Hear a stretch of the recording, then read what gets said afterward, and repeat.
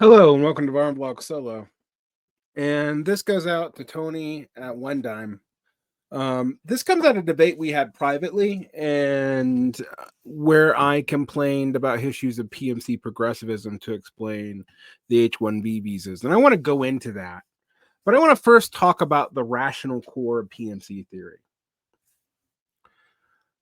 Like the lumpen, which is not so much a class, but a social category of which multiple classes contribute as people get pushed out of various sectors, not just of formal labor, because if you write off all informal labor as lumpen, you write off most of the historical proletariat, but also in terms of relationships to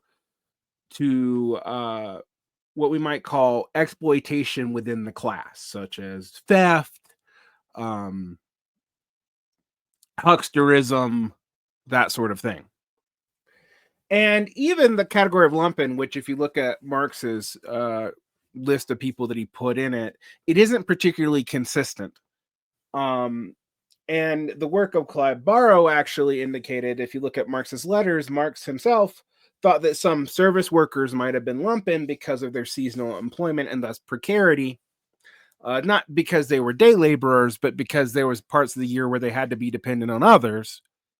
But he did not call them the true lumpen, and he called them the lumpen so-called in the letters. Only later on did some members of the Second International adopt the position that all service workers were lumpen at all times. Something that has been revived today because no bad idea is left unrevived.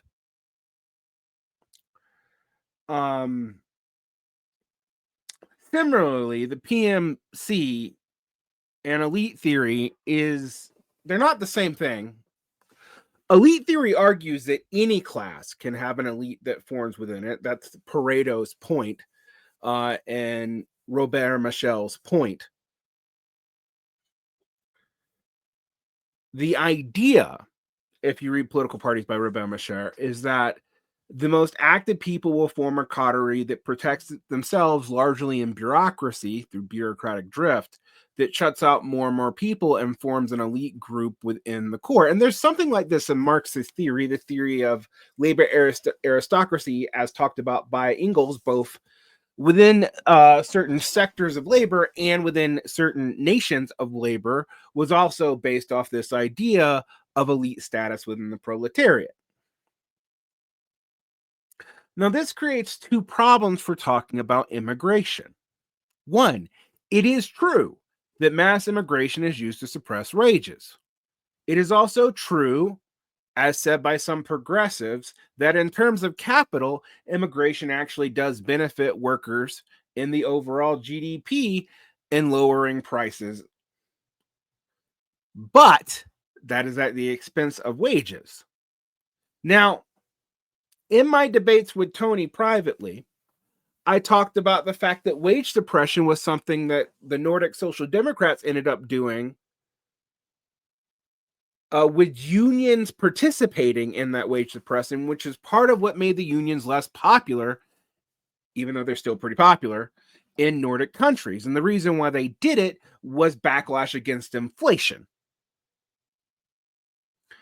Now, I'm not a believer in the money quantity explains all inflation or even most inflation. I do think it explains some, but the issue is that most legitimacy in capitalist societies and societies in general is based on consumption. If you can't deliver the goods and you can't deliver the way of life, people don't care. It's economics, stupid. Which is what the quote PMC used to say. The rational core of PMC theory is the following. The professions, such as doctor, lawyer, etc., were by and large petit bourgeois in most of the 20th century. And towards the end of the 20th century, they began to be proletarianized through larger and larger conglomerates buying up their access to their capital, which is machines, hospitals, etc., thus making them either contractors or just employees of massive hospital conglomerates. This also happened with other areas of educated labor. There was also new areas of educated labor that had never been petite bourgeois, such as coding. In fact, the valorization of coding, when it became elite, was somewhat tied to its defeminization, but also tied to the fact that it was crucial for newly burgeoning rentier technologies, particularly from the 1980s forward. Now, this happened at the same time where large parts of the economy during the transition to neoliberalism and the insistence on public-private partnerships created a lot of former large monopolies into petite bourgeois development. So there's more and more small firms competing for them, often from government largesse, because they were based on public-private partnerships, meaning that there was a form of monopoly capital, rentierism, based on taxation happening in the private sector, creating the appearance of a bunch of petite bourgeois. This is true in a lot of sectors, even sectors that don't obviously look at it. Think about the used car salesmen that are dependent on state level protections, often not national protections, to keep out a lot of competition. And that is effectively a form of ground rent in a lot of ways. So, what do we see here? We see a petite bourgeoisification of a lot of areas of the economy, increasing competition between people wanting firms, and then the proletarianization of large sections of the economy through conglomerations. Christian Parenti and Peter Turchin's false prophecy that the middle isn't going to rebel against and overthrow the system, that's his thing, points out that the PMC, however, in its urban professionalism is largely dominated by either finance capital, which has ties to the state to enforce its monopolies, or direct state subsidies in the forms of academic institutions getting grants, state protection, etc. Now, I don't agree with Christian Parenti's politics. He seems to have adopted a similar stance to Lassalle towards Bismarck, or Paul Lafargue towards General Boulanger, which was both critiqued by Marx, and the latter was critiqued by Engels as a form of opportunism that made no sense. And then if you want to get more on that, see Hal Draper's Theory of Revolution, Volume 3, Karl Marx Theory of Revolution, Volume 3, and Hal Draper's Karl Marx's Theory of Revolution, Volume 4. And we have to deal with the fact that a lot of people are very frustrated with progressive leftism. And even when leftists critique liberals, they tend to follow leftist movementism that is dominated by liberal talking points. There is a symbiotic relationship since the long march through the academies from Angela Davis forward, when a lot of Marxist academics a lot of Marxists who didn't end up in jail are depoliticized, which was by far the more common experience, ended up in academia trying to change the talking points while enjoying the protection of things like tenure protected academic freedom. What this led to is a stronger relationship between liberal humanities, which would traditionally be conservative or imperialist in their origins, with Marxist academia. And so the national developmental talking points and Marxist developmental talking points became more and more obscured. Standpoint epistemology was a liberal assumption in the aughts and aught-teens. It actually comes from a misreading of Lukács through a bunch of Marxist feminists in the 1960s. A lot of those feminists later abandoned Marxism, although not all of them. And a lot of their initial points were not even unfounded. The weak form of standpoint epistemology is absolutely true. One, you cannot really question a person's qualia unless you think they're lying. And two, there are certain experiences and knowledges that come from qualia that other people don't have. But that does not give you knowledge of the entire structure of oppression or the economy. Being a cog in one point of it doesn't give you total knowledge of it, and Lukács would have never made that mistake, even when talking about the working class. But let's go back to Peter Turchin's point. Turchin points out that a lot of right populists are aligned with the petit bourgeois, but they're against the state, whereas a lot of professionals are dependent on state contracts to ameliorate their otherwise proletarianization. And I think he's onto something. He's picking up on something that was also implied by Aaron Reich and Gabriel Winant. Gabriel Winant had already pointed out how Fordism and its public-private partnerships had built up an apparatus of healthcare workers that were technically PMC and schools that were technically PMC to serve the industrial heartland as part of their benefits package. But as deindustrialization happened, they needed those things for programs, basically work programs, so any kind of middle class could exist at all in these urban areas, and the urban areas wouldn't fall into utter decline, even though they did fall into relative decline. Renat's work stands.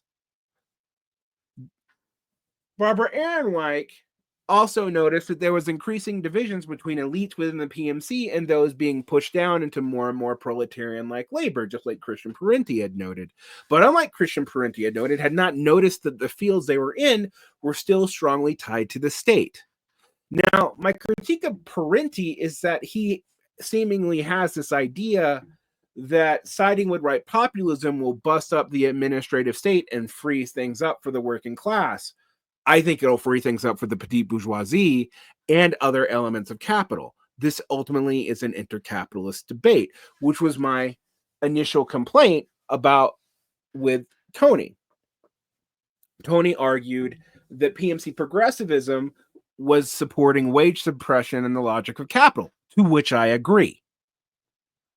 The H-1B visa program is in the logic of capital. Now, Bannon and the National Conservatives have been played by Trump once before, and they will be played by Trump once again.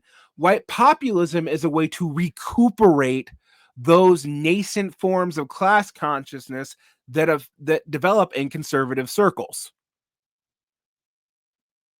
Trump, as a demagogic figure, is great for that, like almost all Bonapartist figures before him. The incoherence is the point. The incoherence holds this otherwise fractured coalition together. This is also true for progressivism. But PMC progressivism is because progressivism itself has never been a particular working class ideology, even when it sought to ameliorate the struggles of the working class, which it often did, just like white populism does today. To go into what I mean by this a little bit more, progressivism as a movement really got its political instantiation in Theodore Roosevelt, one of the most imperialist figures of the United States before the United States effectively took over the British Empire's imperial bloc after World War II. And ironically, it was the national developmentalist form of progressivism that made hay with workers in a class collaborationist coalition in Theodore's cousin's administration, the FDR administration, with Franklin Delano Roosevelt and the Democrats. For a variety of historical reasons that are multi-determined, that are maybe over-determined in the formal sense, the war brought a return to the Popular Front, which was a French tradition going back to the 19th century, which Marx was highly critical of, with the French trying to form a Popular Front with General Boulanger and the Blanquists, et cetera, et cetera, et cetera. If you hear Marx talk about French socialism and Engels talk about French socialism, it's almost always dismissively because of these Popular Frontist tendencies, because they would sit in coalition with bourgeois governments, which Marx always advised the SPD while he was standing as a foreign representative of the party not to do, was always chastising Wilhelm Liebknecht and Babel for being too concessionary to the Bismarckian government and the Kaiser.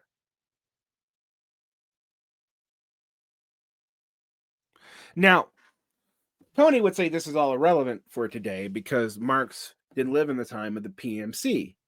Although my point is there were declasse intellectuals who were congealing out of multiple classes even at the time, of which Marx and Engels themselves were among. It was not beyond the time period for people to see that various forms of intellectia would be pushed in and out of the proletariat. What they probably didn't see was the role of the state and the expansive powers of the state after World War II being a bulwark across the board.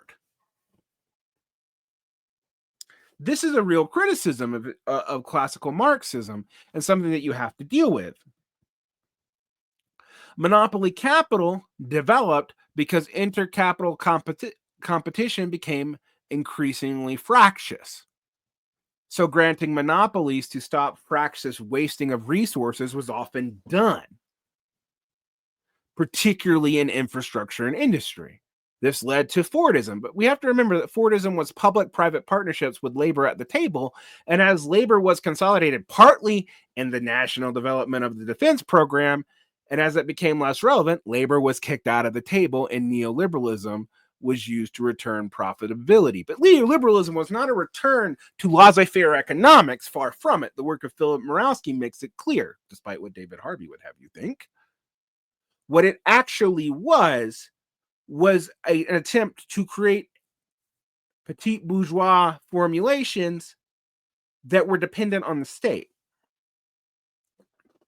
But we have to remember that the profit margins amongst a lot of these petit bourgeois industries are quite low, and they are hurt by high tax rates. And wage professionals whose tax rate are always proportional to their income and who derive a proportion, if not all of their income from tax revenues anyway, which is like robbing Peter to pay Paul back, is part of the situation. So what we see here is a broad scale incoherence of which PMC progressivism cannot explain. We also see that the PMC around finance capital, as it is automating a large portion of its workforce and has monopsony pricing powers, through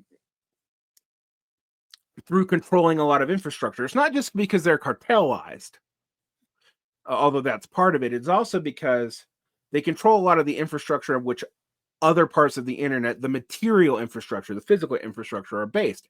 Amazon's domination isn't based off of its front-facing public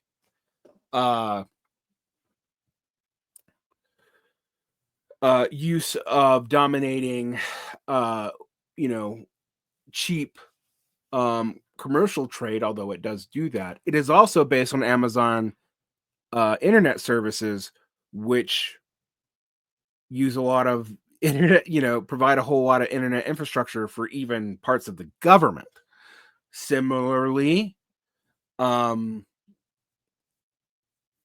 if you look at, say, Google's power, Google had monopoly power over a lot of ad infrastructure, which a lot of different capital fields needed. It was not the obvious service that was making them money, not the service that we think the consumers are consuming, but actual consumers and capital that are consuming it, which gave them real monopsony power. So it's not just that they got government contracts and whatnot, although they did that too. That is how they were able to get the capital to do these other infrastructure projects to create these barriers, which in some ways actually mirrors the way, say, the defense industry or the government's corralling of the West and their imperial projects and consolidation and Western expansion actually built a lot of the Gilded Age capital. It was not entrepreneurial. Don't let people fool you. Now, one of the things I think is serious about PMC theory that does have to be dealt with is the issue of habitus, to use Pierre Bourdieu's phrase, or the way background actually does train your habits of mind. So there are factions in the quote PMC, all right, that have very weird incentive structures. Nurses and teachers, people who are in the feminized part of the PMC that make slightly better than average wages, although by slightly better than average, not compared to people with similar degree sets a lot of the time, and are often heavily dependent on the state sector and cartelization, but do have more relations to the broad scale working class and are not insulated from them, cut in a lot of different ways politically. But they are socialized by liberal institutions. Now, part of the problems I have with liberal institutions and with quote wokeism isn't that I think we shouldn't help LGBTQ people, or that we shouldn't talk about racial dynamics, but that the racial dynamics and the LGBTQ issues that are talked about in elite circles generally are about cultural production and elite production, even when it is about workers. We're still dealing with fairly highly paid workers. I'm not heard a lot, for example, about rural Black poverty in the South, which, yes, Virginia still exists and has gotten worse since 2007, which now is a pretty long time ago. But since that's not a consistent voting bloc for the Democratic Party, it's hardly ever brought up in talks of diversity, equity, and inclusion. There's also not a whole lot of dealing with the fact that if you wanted, for example, more Black teachers, particularly from first generation college students, all you'd have to do is raise the pay for everybody. But there was an ideology that mysteriously was promoted in the aught teens that said that that in and of itself was racist because it wasn't dealing with racism qua racism, a la critical race theory. And remember, since Abraham S. Kendi and co. wanted to flatten out the difference between systemic bias, implicit bias, and bigotry as just racism, because structural racism and individual racism is confusing. Although I don't know why you would flatten it out since the answers to all of them are different. It led to not talking about these things in terms of amelioration of class differences. And what we have seen, and I've talked about this a lot, is that the blue collar areas of the working class have seen their distance from the minority classes decline. This leads to xenophobia for obvious reasons, because people perceive themselves as competing with other people and they see themselves in kinship blocks often, and kinship is often misunderstood by a lot of people as race, except when, it's not. After all, a lot of the North America is mixed race and origins. Whiteness being a pretty flaccid biological category,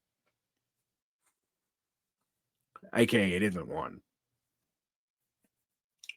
So the PMC thesis is confusing because it flattens out a bunch of differences within elites, but there is a real sense that the educational habitus, the class background, has changed things. Now, when I say, and I have said, if you talk about PMC all the time, you're a revisionist and own it.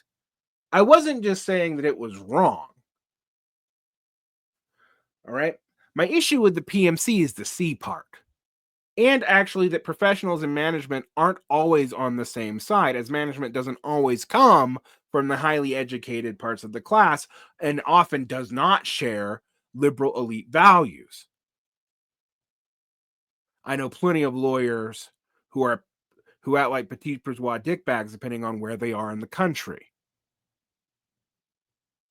And that is often missed by people who live in places like New York and California and coastal strongholds, which is admittedly a lot of people. This is why I talk about complaints about the PMC being PMC on PMC violence. But this is not to say there is nothing good about talking about liberal elites, because this appeal to the crisis, it doesn't deal with the fundamental issues at hand, even in terms of race and gender. After all, even if more women go to college, there are still more women who don't than who do. We are not at the point where 50% of women go to college. And this is increasingly noted along ideological lines that conservative and blue collar women are rejecting college as a way out because of the debt load and because of ideological reasons. Now, as I've talked about in this over reduction to one answer problem that we have, this leads to a lot of people misrecognizing this as only an ideological problem or only an economic concern. It's both. And this also leads people to pretending that the PMC are all liberal. And in Tony's debate, I did get him to talk about there being a left PMC and a right PMC, etc., because there's elite parts of the tech industry that have moved from left to right, but still support things like H-1 visas for the deserving. They just want to protect the blue collar people, and they don't really want to do that either, but they want to keep the populist in their coalition, just like progressives wanted to keep left populist and socialist in their coalition with centrist Democrats. Even if the progressives were sincere, what they ultimately did was empower centrists who often had a continuity of policy with the prior regime. Biden's immigration policy was not that different from Trump's first administration. Trump's taken a much more radical position because now to differentiate yourself from that, you have to move right. Now, my point is, this is not in Marx. And Marx's point, and this is where I turn against this, is that while most left tend to be national, there is a real cul-de-sac that the national leftists get into. And that is the fact that no economy is an autarky. And that divisions within the working class, as Marx talked about in the 19th century about the Irish and the English, actually tended to help different sectors of capital more than it helped the English working class, even though the English working class were turning against the Irish.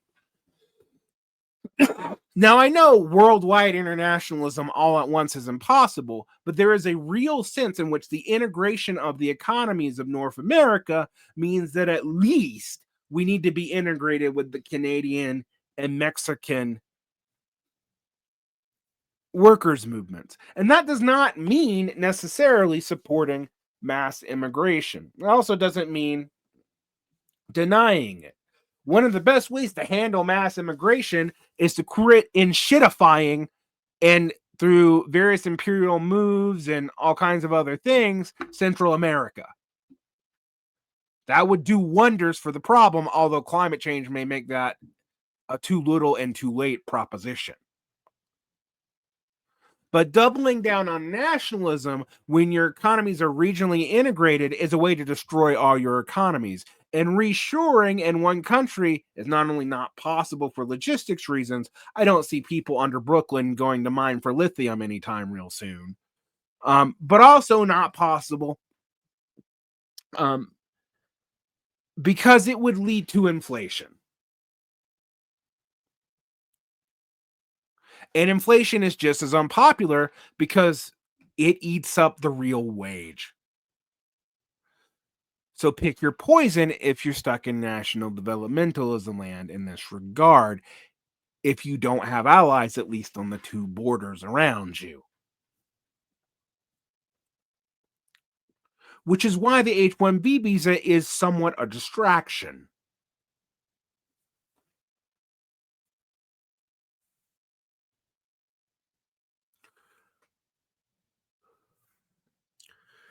I was asked on Bernie Sanders' opinion about H-1B visas because he was somewhat in concession that he wanted them more restricted, or at least wanted to talk about their function.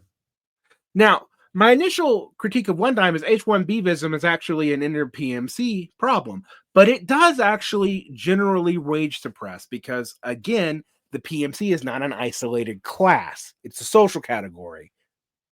The C part is the problem. All kinds of people move in and out of it. And most of the people complaining about it are of it and in the areas where it is dominant. So talking about it as a class is misleading. And people who respond to me negatively tend to do so because they don't want to hear what I have to say about that. And I agree. Yes, there's a real elite theory. There is a liberal elite. It's real. The concerns for the oppressed are often superficial.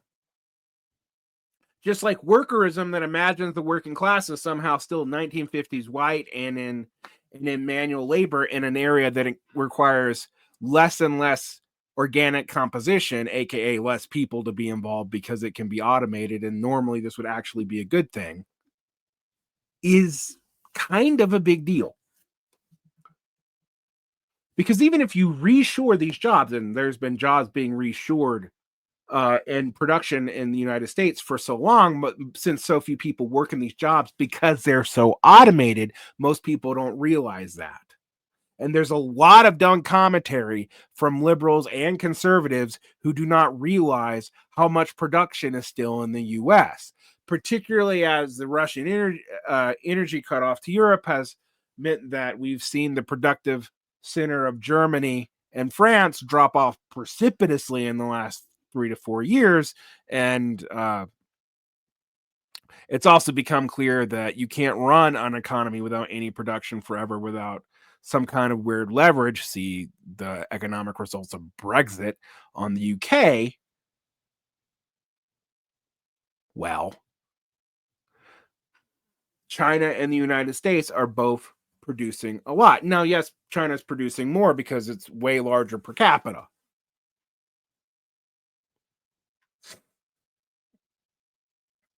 But even it has had economic problems recently, including high youth unemployment and a slowdown of its GDP to about the same as the US's. Historically, even as little as 15 years ago, that would have been considered, even by the the PRC's leadership itself, to be a historic disaster. Now Xi's only aiming to be at about 5%. Both the raw material capacity of China and the US are both pretty good. The US has actually got a little bit more in terms of agricultural resources. It has slightly better arable land, but all of that's being complicated by climate change in both countries.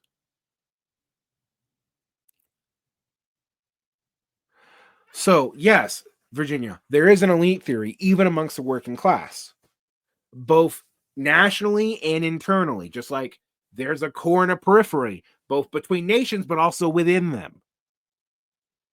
That latter point's important because it explains a lot of resentment at the coastal elites. Because even if these people do not represent capital, they are from areas where capital, at least intellectual capital, is highly concentrated and where people benefit from finance trading. If you do not think that the dollar rentier industries in California and New York are important, then you don't understand their economies. But also why threats that they could like spread off because they're 1/5 of the economic produce is always kind of bullshit because it's dependent on the dollar in the first place. The rentier capacity is dependent on a stable international currency. If they were to say risk that, it would collapse their economy too.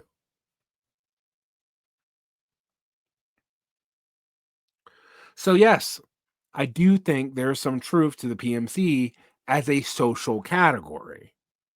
If you want to call it PMC, although the C stands for class, and it really isn't, you can do so. But know that it isn't really a class.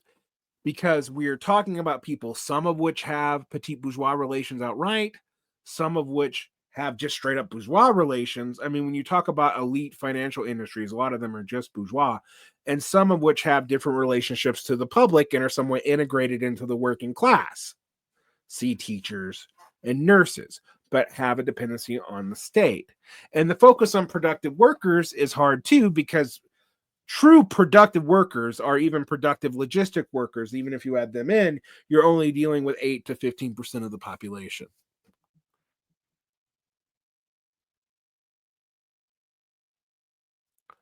So pure workerism is not going to do much.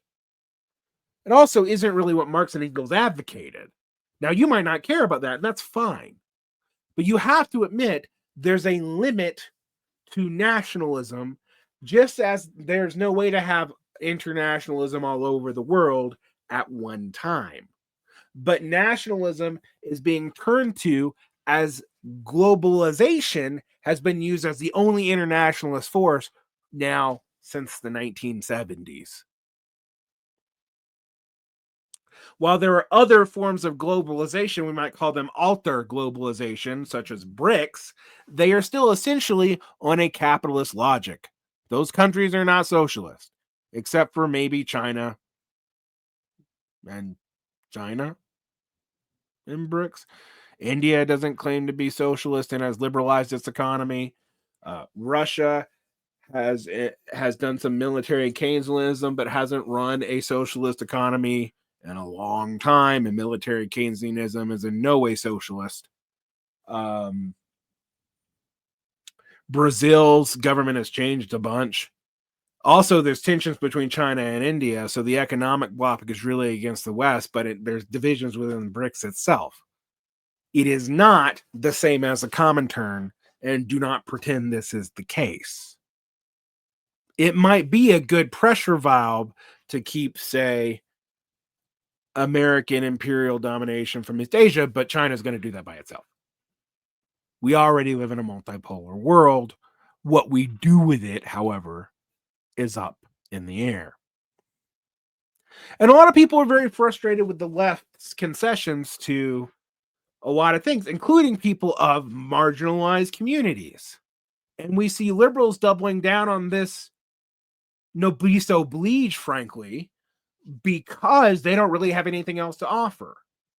If you can't say that Harris was going to help most people, that they were only going to stop Trump and defend the status quo, then why the fuck would you care? And we've seen this come up in history. Me mentioning General Boulanger in 1880s France is actually deliberate, because that was a similar time where the radical faction and the opportunist socialists, and they call themselves the opportunists, by the way. That was literally their name for themselves. I'm not even calling them that. I didn't realize that opportunism had a historical faction, that it was named after her. Themselves tried to defend the status quo on status quo terms and ultimately ended up collapsing. But the people defending Boulanger were making terms with the right off the idea that after Boulanger comes us, because we'll let Boulanger shake up the status quo and then we will emerge out of that, which Engels and Marx explicitly critiqued as not working, and they were correct. It didn't work. Those movements have historically failed, like Lassalle trying to make common course with Bismarck to do the same in Germany, and everybody trying to do that with FDR in the United States, and the after Hitler us period discussions of third periodism. None of that ended well. You do not have a historical example of this working, and the existence of a middle strata, which is not new. All right. The PMC as an educational elite that's mass is new. It's as a result of the GI Bill. But a large middle strata is not new. The industrial part of the working class has never been the majority of the population. In fact, that was what the first crisis of revisionism was about.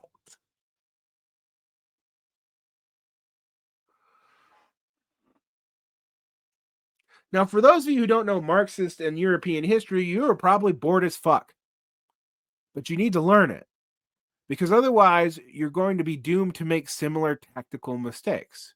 And while Christian Parenti has the best analysis of the PMC as a social category, his dependence on the Trump administration that has cleared a way for some kind of left to emerge against the administrative state is the exact same tactic that Marx and Engels critiqued as not working and historically has failed every time it's been enacted.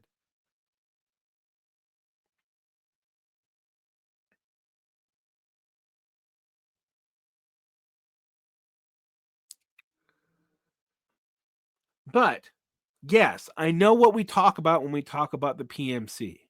I know what we mean when we talk about the hoarding of virtue. It is partially real. It's not a social economic category, and it does not have a singular, clear relationship to production or even social reproduction. But it is a social category that can make sense. We might call it liberal elite consensus because that's more likely what it is, which spreads through the educational apparatuses and the state apparatuses around it. But there's a counter thing which left populists are also duped by. So this trying to follow one group that's being duped by a section of elite theory and a social class by turning to an alliance with another group that's being duped by a different section doesn't really seem that smart. But I understand the frustration as the left has played second fiddle to a progressive movement that doesn't give a shit over and over again. So call me Mr. Black Pill or Mr. Doom.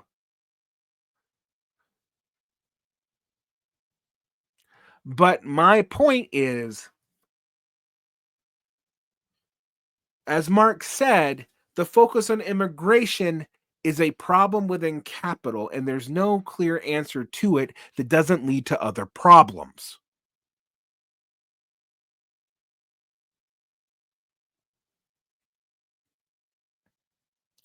And a lot of the elites who are taking advantage of right populists are hoping you are stupid enough to believe it. Just like a lot of the elites who are taking advantage of progressives were hoping you were stupid enough to believe that too. Protect your peace. Like and subscribe. Hit the bell.